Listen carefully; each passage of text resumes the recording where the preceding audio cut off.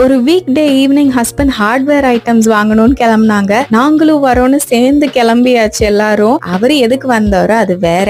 நான் வந்ததுக்கு மெயின் காரணம் இங்க பிளான்ஸும் கிடைக்கும். நானும் பாப்பாவும் போனோடனே பிளான் செக்ஷனுக்குள்ள நுழைஞ்சிட்டோம். வீக் டே அதுவுமா சாயந்தரம் 6 மணிக்கு இங்க வந்தா அவ்வளவு காலியா இருக்கும். ஏதோ கடையே நம்மளோடது மாதிரிதான் தோணும்.